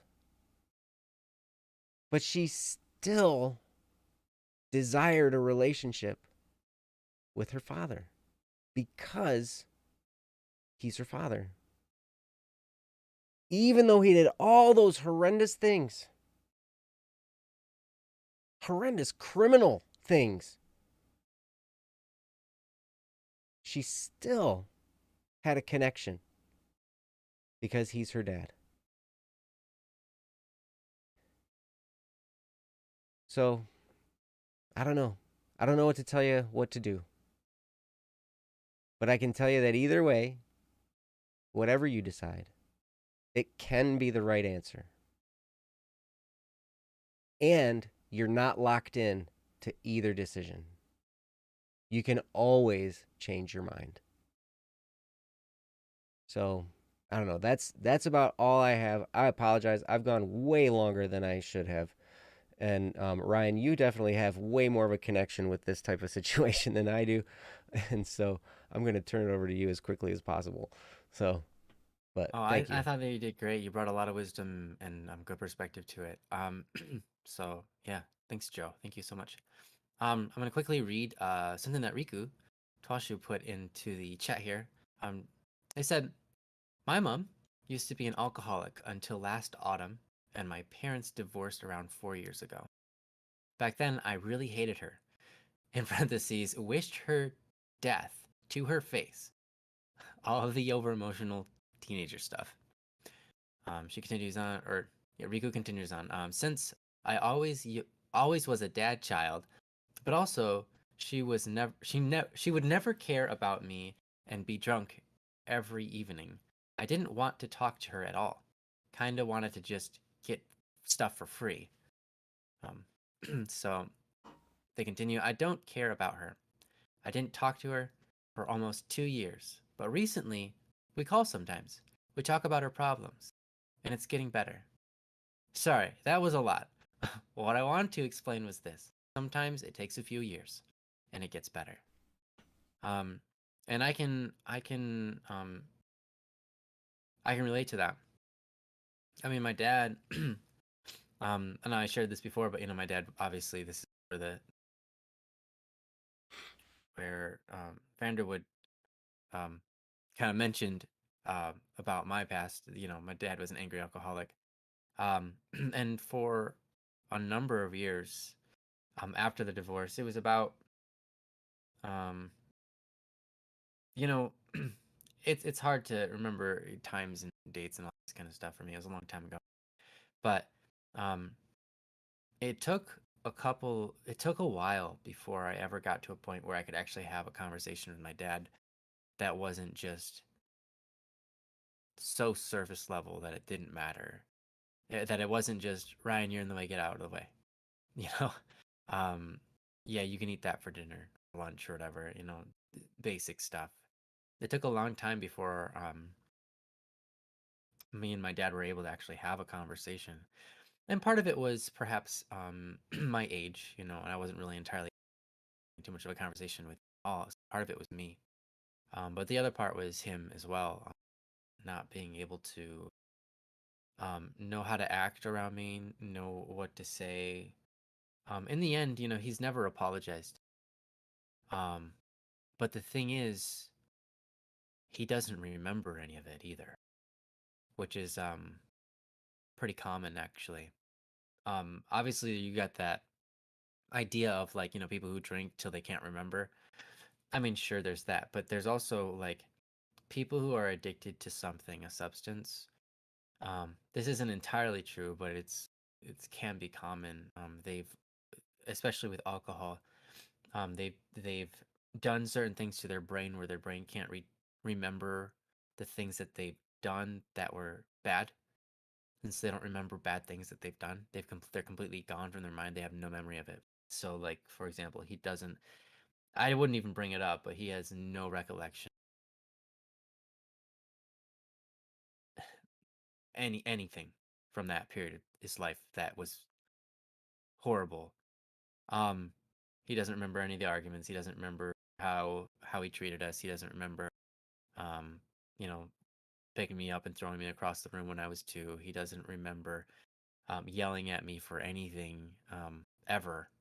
Um, he doesn't remember any of that. So I don't hold any of that against him, and I wouldn't either, even if he knew about it. Apologize. Even if he was lying about not remembering, I wouldn't hold it against him. I don't care to. Um, but my point is, sometimes you have to realize that people aren't mentally stable in general. No mind is made perfect, and people can't remember the bad that they've done. Mm. You hold on to the bad more often, more intimately than the people who committed the bad. They don't even remember that it happened, and you could argue with them for an hour and they would never give in. Like that, they would argue that never happened. That is ridiculous. Someone made that up. My dad, still to this day, says, I have no idea why your mom divorced me. I guess she just his point his what he says is, I have no idea why she. I guess she just got tired and doesn't love me anymore. You know, so she divorced me. And my mom, such a like amazing person. You know, she loved my dad even after he did all that kind of stuff, and said, you know, and gave him things so that he could move out, and helped him. And she had the option of taking his mom away from him because his when they got a divorce, his mom, my dad's mom, said it's about dang time, except for she swore, it's about time. And my mom was like, what? It's like, yeah, I can't believe you let him treat you like that. Are you kidding me? If that would have been me, I would have divorced him years ago. And she's talking about her own son. But then dad spun a lie that my mom was having an affair. So my grandma wrote my mom an angry letter. And my mom chose to just take that letter and not respond. Because she Mm. said my dad needed someone in his life, or else he would be completely alone. Mm. Mm-hmm. And so she she got under the bus on that one, right? Um, and so my mom was a very loving person. Never raised us to hate our father either, like in your case. Said we should love our father the best that we can, and that sort of thing. And I think that that's my personal experience is that's the way to go. Why? 2 reasons. Reason number 1, that's better for your own heart. That's so much better for your own heart to have love for someone who's been bad than to have anger for someone who's been bad. Anger is justified. Don't get me wrong. Your anger is justified. It's okay to be angry and to love it. But anger without love can be destructive. It can be self-destructive. Anger with love can be helpful. So, in my experience, I've never had the problems that a lot of children have had. I should be, and my brother said this to me, and he's right. I mean, I should be so screwed up. I should be one of those kids that has mommy daddy problems. I should be one of those kids that are kids. I call myself a kid, whatever. I'm 32, but whatever. I should have been one of those kids and should be to this day because I've never seen a therapist or anything for this stuff. I should be the kind of person with daddy issues, with an insane amount of self doubt and trust issues across the board. I should be one of those people that has a severe, intense reaction to alcohol, or be addicted to alcohol, but one way or another, be addicted to drugs or not. I should be falling in line with all of the aspects, but somehow me and my brother dodged that. And I think the answer is one, God, and two, my mom. But my mom, because she taught us to love. By not falling into hatred and allowing myself to accept my mom's favor and say, okay, yeah, I will. It freed me from the bondage of all of the evils that could have come upon my mental state and how I view the world and how I view fathers. I'm the kid that supports marriage and thinks people need to get married in this. I don't, I'm as opposed to a lot of people who grow up single and they say, I don't see the point. It's hardship after hardship. That's all I see in the world, and that's what Mm. that's what I had in my life. So I don't see why, you know, any of this, and that's understandable. It's wounds, it's hurt, it's pain, and that's how you answer to it, with walls, and to fight it. And I get that, but so my point here is this. Um, I think even if you have to love your dad from a distance of like, it's not good for him to talk to me because what he Mm-hmm. actually wants is money, and that's not good for him, or what he actually wants is not something that I can really truly give him. He has to do a little bit more soul searching before we can have an honest conversation. Things like that. I totally understand. Um, that's love too. But as long as you have love in your heart and give him the chance with love, I think that's important. Mm. Because that doesn't, now, as I said, as I started this with, that doesn't just help him, it helps you. It helps you. And that helps everyone around you. The second reason, because that was my first reason, is that it helps you. The second reason is that it helps everyone around you. Um, you can debate the point of existence. If you're Christian, it's love. Um, and even if you're not Christian, you see the value in love.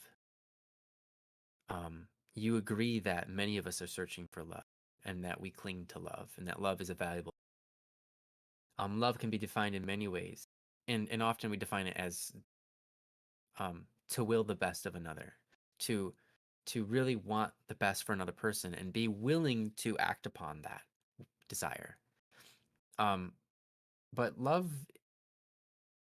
is something more than that in some cases, right?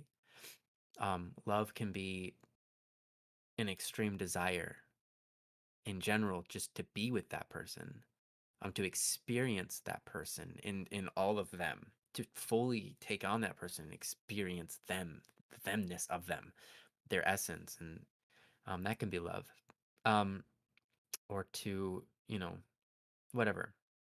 But anyways, um, when you act out in a loving manner to someone, they might not answer to that call right away as a response of love. When someone gives you love, the response should probably be love back, but not everybody answers that, right? There are going to be many cases in your life where you love on someone, and instead of receiving love back, you get just a whole lot of trouble. And you deal with this person for hours and hours and hours of your life, where you just deal with this person. And you're loving to them and you're patient with them. And in the end, maybe they leave you and they're gone, and you never talk to them again for a couple of years, or maybe forever. But two things happen there. One, every time every time you act out in love, your heart, your capacity for love expands. And every time someone responds without love to your love, it scars your heart. It slices it open, right? It hurts. But that's beautiful because that's how muscles grow. And that's how you gain more endurance. You can love to the capacity of your endurance in most cases. Because a lot of times love is doing what you don't want to do for someone else because it's to their benefit and not yours. Mm. And the more you can do that over and over and over and over, the more your heart can endure and the more your heart can give. And that's incredible. But the other thing it does is it spreads love into the world. And that's what this world needs. This world doesn't need a bunch of people who want the best for themselves. If you want that kind of world, that's the world we live in. Mm-hmm. Do you like it? Well, your father did everything he did because maybe it was out of his control because he had an addiction. Yes. But he got there because he was indulging, because he was trying to do what he thought was going to make him happy. Mm. He was indulging and then he got carried away. Yeah, it happened. But the state of our world right now, people do things for themselves. And it's okay to do things for yourself. But we're called to love each other as we love ourselves. So when as much as we do things for ourselves, we need to be able to do things for others. We need to have a mind that thinks about others. That world is a utopia and far from something we can ever reach. Mm-hmm. But as much as you do for that, the world will increase 77-fold of whatever you do. Because you don't understand the impact that your love gives. It changes the world forever and ever and ever. And people don't see that. And you can't see it. And you can't even fathom it. But it is true. We wouldn't be here on this earth today at all, even existing, if there weren't for people doing the right things for other people. Mm. If people didn't love. That impact of love is what brought us all the technology we have, for the most part. That impact of love is what continues the cycle of love and good parenting and kindness and all of these things. The reason you have the capacity to love today is probably because you owe it to someone you don't even know and their act of love that someone else learned from them, right? Someone acts with a kind of love that gets passed on from generation to generation to you of what that means to act with love. They are an example. And when you present yourself as an example for other people, that's how you change the world. And you don't even realize that you're doing it. So there's so much good. There's so much good in this world. But it can be hard to see if you don't have, I mean, it's hard to see in the first place. But if you don't have the eyes to see it, but you can gain the eyes to see it. And I'm sure that, Vanderwood, I'm sure that you have it. We owe that to something. And we create that something when we love. So I just want to encourage you to keep that in mind as you make your decision. It's okay when you love someone and you realize they don't quite get it yet. You realize they don't know how much of your time and emotions they're eating up from you because they don't see how hard you're trying for them. It's okay. That's okay. Because that's going to likely happen. I can't say that will happen. But depending on how far your father is in all of this, it very well could happen. Mm. But they can't see or understand the amount of emotion and time and energy they are eating up just by you talking to them and granting them that little bit of love that you have, that little bit of time. But as I said before, little amount of love that you have to tolerate, if you will, their unknowing, their misconceptions, their misunderstandings, or you realize they have a long way to go. Um, um, that can that changes the world. You know, when you endure that, that changes your heart, and that changes their heart, even though they don't see it.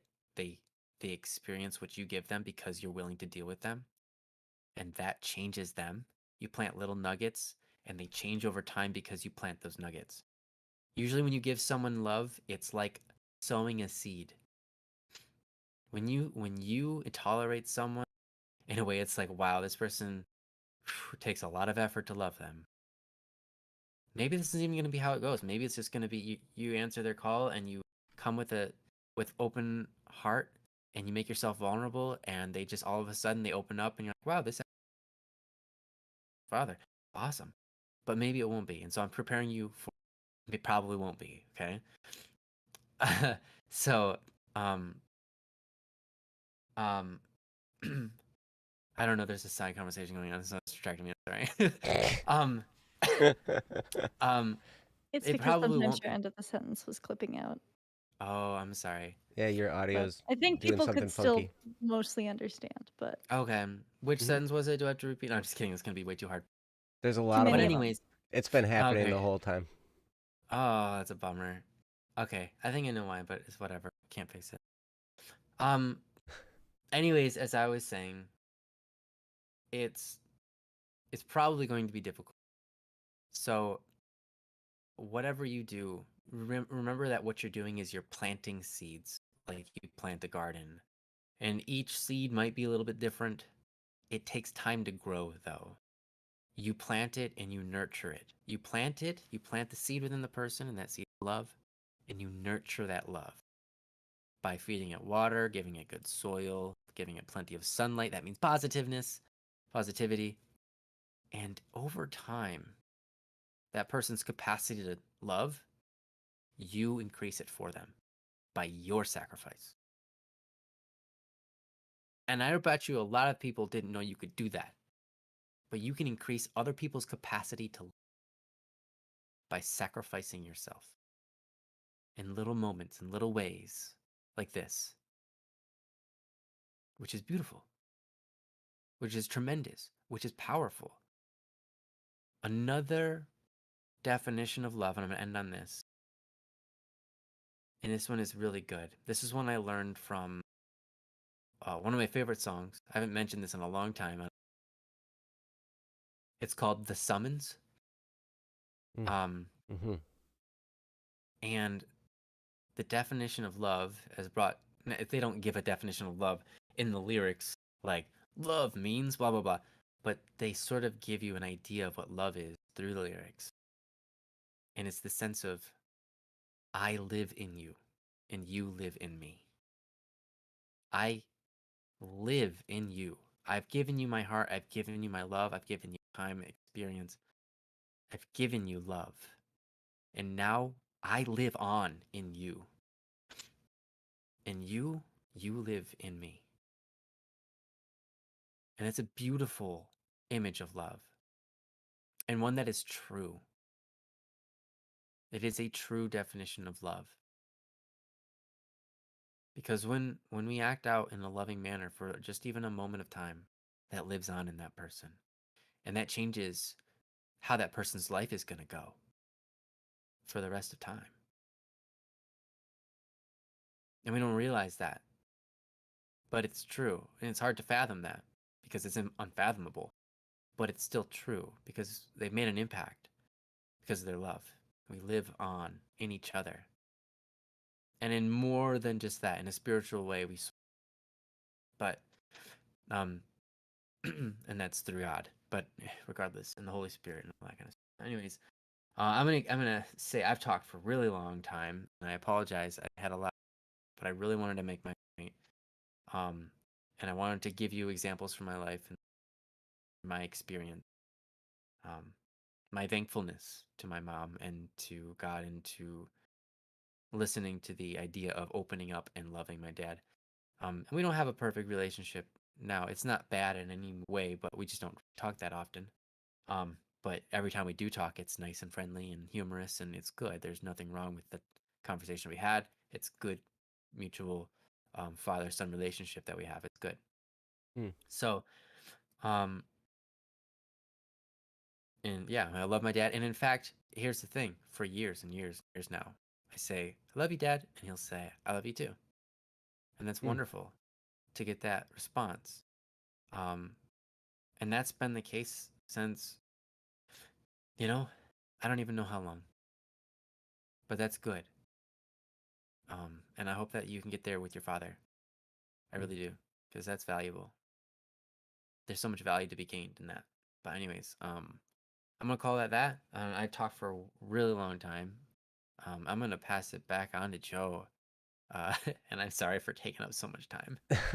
That's all I right. realized I was clipping, I guess, or cutting out. I mean, in part of my sentences. So Yeah, there's an audio thing going on. I'm not sure what the problem is. I think it might be it on your computer's end because I can't figure it out on my end. okay, So whatever, we'll figure it out okay. another time. But anyway, yeah, I think even though you were cutting out, I think we were getting the gist of what you were saying. We could understand what the point is, what It was like, in the sentiment you were getting at. yeah, just Y- make sure you love, love, love,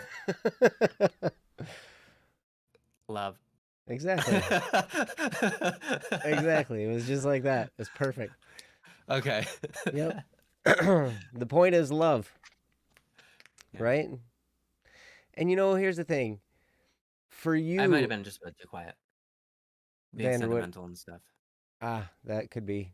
Yeah, we'll maybe we'll zero in on it later. But Vanderwood, for you in this situation, one of the most healing things that you can do for all this is learn to forgive.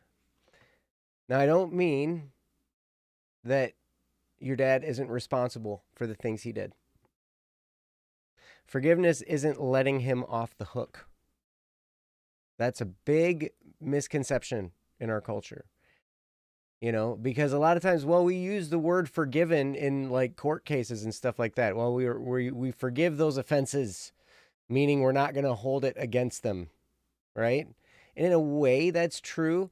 But what it means in the legal system is they're not going to endure a consequence for their action. In this case, he will experience the consequences of his actions. He's experiencing them in his heart. He's experiencing them in his life. He's experiencing these consequences. There is some truth in what goes around comes around, because it does. The things we choose have consequences. And to not choose is to choose. Just so you know. To choose inaction is to choose inaction, Inaction. right? Oh my gosh! Wow, profound. Isn't that? Yeah, I know. So super duper. Wow. Is We could Not just. choosing chooses in action. Yes. Thank you, Princess. Perfect. Um. So, but in your heart, forgiveness is for your benefit. For you to heal. For you to let go. And I had to go through some serious exercises, and I still have to, for lots and lots of things, to forgive many things that have happened and resolve them in my heart so I can heal, right? And so what has to happen sometimes is I have to go back to those incidents that hurt the most. And I have to live in those experiences, and I have to feel what I felt like in those experiences. And then I have to say, I forgive you. I have to picture the person in my head. You don't have to call your dad and say you forgive him. You never have to say that to him, ever, for you to experience the healing of your forgiveness. Now, you'll have to say it to him if you want to reconcile with your father. But that's not necessary for you to heal. You don't have to reconcile with him for you to heal inside. And it can be so hard to forgive. It can be hard because sometimes you don't even know what each incident was. Sometimes it takes a while to dig in and figure out, okay, what am I actually getting at here, right? I mean, you might have the overall broad scope of all these things that happened and you're upset about it, right? And so you got to learn how to forgive that. But here's the thing, each broad incident like this, like something this big, is made up of lots of little tiny offenses that hurt. Each little thing hurt. And sometimes we have to dig into those ones that we can remember and forgive those instances. Because just a blanket, I've discovered for me, just to blanket forgive somebody that's caused me years of distress through abuse doesn't do it. I have to go back to the moments that hurt. I have to go back to those times when I said, I love you, and I got the response, I wish you wouldn't.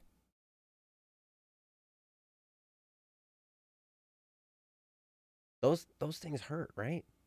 I have to go back to those moments that were those like it's like getting stabbed in the chest. How could you say that? How? It's like it's totally it's crazy. But I have to go back to those moments and remember that heartache and remember the tears welling up and remember walking out of the room because I was embarrassed and going and sitting in my car and crying. And in that moment, I have to say, I forgive you. I forgive you, and I have to, and I pray. If you're a praying person, if you believe in God and you pray, then I also ask God to forgive them. I forgive them. I ask God to forgive them. I ask God to heal the wounds caused by this and to seal it with His love. Because His love is greater than any of our love.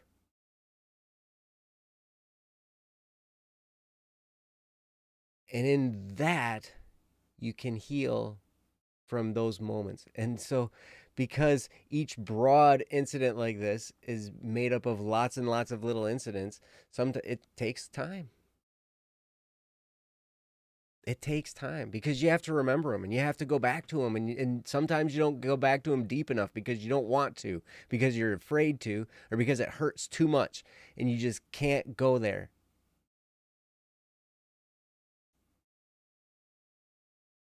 But then, and so sometimes it takes a few tries.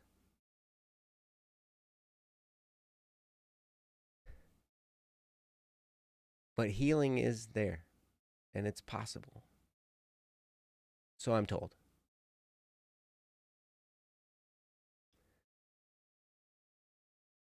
But anyway, that's all I have. Awesome. Back to you. Yeah. Thank you so much for that, Mhm. Joe. And yeah, it's hard. It's hard. Mhm. I mean, we could go on forgiveness. Forgiveness is a whole nother talk.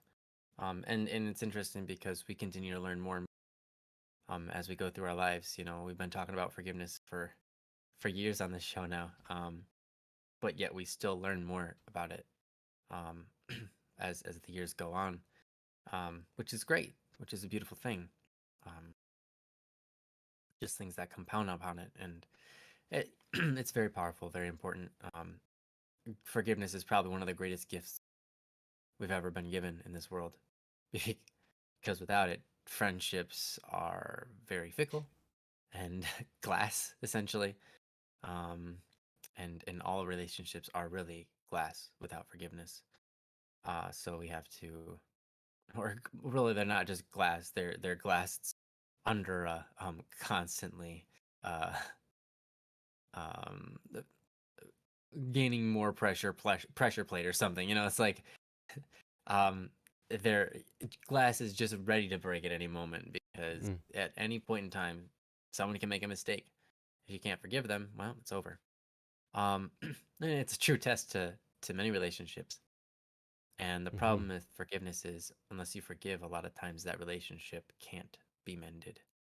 Mm-hmm. Um, I mean, I don't know. Again, sorry if you're not Christian, but if you've ever um, sinned and then you try to talk to God, you recognize there's this distance Mm-hmm. between you. You don't feel comfortable, um, and there's this incomfort within you, and it's not even just guilt; it's something different, and you have to you recognize it's like I've stained the relationship, or maybe someone has stained their relationship with me, and until that gets fixed, there's something off Mm-hmm. that keeps us from having an honest relationship.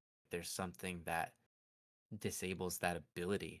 And so forgiveness, and as Princess mentioned, atonement can sometimes uh, be required for reconciliation or to be Mm-hmm. reconciled. Mm-hmm. Um, and yeah, That's true. it's um, Reconciliation is a two-way street. yeah, Forgiveness is one. Like, okay, so I've heard forgiveness. One of the best things I've heard about forgiveness is about unforgiveness. Unforgiveness is like drinking poison and expecting the other person to die yeah, right, because you're so mad at that person and you want to hurt them. So you drink poison expecting them to die. That's what unforgiveness does. It eats us up inside. It consumes us. But yes, you're right. For reconciliation to happen, that will require both parties coming to the table. hmm yep. Um, but anyhow, Um, thank you so much, Vanderwood. I really appreciate your topic here. I hope we did it justice. I hope we led you Mm-hmm. down some different thought trains of thought and perceptions that maybe you didn't already perceive, um, and can make a at least I hope we helped in a way to make a decision. As Joe said, one of the glorious things about being an adult is that you can make your own decisions. Mm-hmm. And so if things go wrong and you recognize, okay, dad to be in contact with me, I'm recognizing that he wants something unhealthy out of this, or it's not healthy for me to be in this relationship. Mm-hmm. I need to get out of here. Um, Usually that's if it's not healthy for you, it means it's also not healthy. That's truly what that is. And then you can decide otherwise to say, you know what, I'm not gonna sit here through this. Um, and I'm gonna give it a few more, a little while before we talk again. Um, but anyways, yeah. Thank you so much again for this topic, Mm-hmm. We love and you. yeah, We love you. we love you. Thank you. We do. Yep. And sorry for cutting out on my end. Don't know why. Maybe it was being quiet, or maybe it could. You're totally doing it on purpose now, aren't you? Really? Okay, then it's He's definitely not, but not. it's happening. Uh-huh. It's definitely the internet, because the audio would have no reason to cut out there. I didn't lower my volume or anything. Mm. So, okay. Dang Well, now we know. internets. Yeah, that's okay. Happens. Yep, happens. All right. Well, everybody, it's the end of the show. Yeah. Thank you so much for Mm-hmm. joining us. We love you guys. Thank you so much. Thank you so much for being here. Sorry for being away. I hope you guys enjoyed your time off from me on these Don't Worry Wednesday extravaganzas. I'm being stared at from the side. Um, and I'm gonna hey, there's a cameo, hidden appearance. Boom. Hey, look, it's Princess in Ryan's camera. Yeah. What? How did that happen? That's so Magic. weird. This is the That's so magic of weird. production, right? Like Yeah. That I that just did wasn't that. real. I That just was did that CGI. without even moving, right? Because I'm Yeah. Wow, producing the Joe. show. That was Yeah. incredible That's CGI that how you just good of did a there. producer I am. Mm. Mm. Yeah, and not only that, you're like also really bad at lying. Yep. Um. But that's all right. I'm fine being bad at that. Yeah, yeah. It's good to be bad at lying. It's good to be bad at Yep. lying. Um. Right. That's a sense. Anyways, thank you guys so much. I love you. I hope you guys have a good day. Sorry again, I'm sick today, so I have a little bit of lacking of energy, but I hope that my message still carried through just fine. Um, I'm a Mhm. bit nasally. Um, Yeah, and with cool. the Any final? internet problem, it knew you were sick. It was like, Yeah, I'm it gonna just take this problem and I'm gonna make it worse. yeah. Thanks. Boom. You're the best. Mhm. Cool. Any final thoughts? Any words of affirmation you want to share? You guys are amazing. We love you. Thank you so much for being here. We could not do this show without your topics and your support and all of you in the Mm-hmm. chat that contribute all the time. You guys are so Mm-hmm. awesome. We love you so much. Awesome. Yeah. Hey, August. Thank you so much. I look forward to you. Looking forward to us. I look forward to seeing you guys every Wednesday, and Wednesdays are so Hmm. because I get to see all you. So, anyways, bye bye, guys. We love you and hope you have a wonderful rest of your week. And we'll see you next Wednesday. Bye bye. Bye Peace. bye.